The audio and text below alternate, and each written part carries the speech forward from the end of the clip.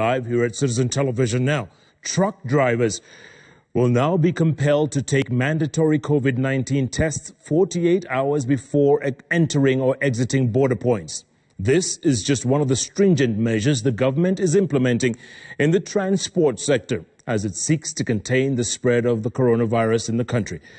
Let's get more from our very own Dennis Otieno. Kenya remains an important gateway for most countries in the East African region and Africa at large.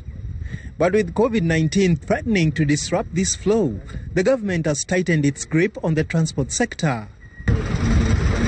Truck drivers will now be required to show proof that they are COVID-19 free. We have agreed that henceforth, all truck drivers leaving, for example, our country, going into the neighboring countries, have to be tested at least 48 hours before they leave Nairobi or Mombasa.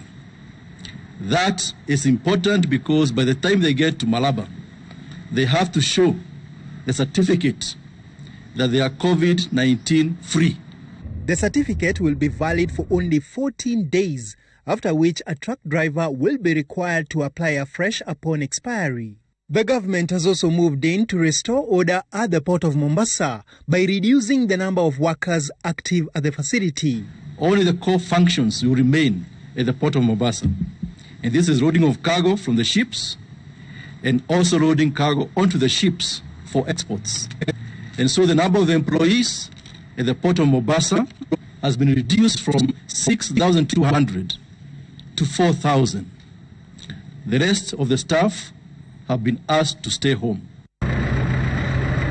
Cases of truck drivers testing positive for COVID-19 have been on the rise, especially those traveling from the port of Mombasa to the Kenya-Uganda border.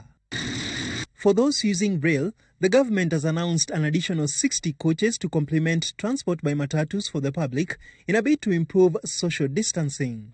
Ferry commuters will have to pass through a sanitizer tunnel before using the facility. While the government fights COVID-19 on the ground, it has outlined a plan that will see Kenya Airways boost its cargo business. We have approached 12 other airlines to make sure they can complement the 2 freighters which are owned by Kenya Airways. This will make sure that the 350,000 jobs in the flower sector, in the fresh produce, is actually sustained. Dennis Otieno, Citizen TV.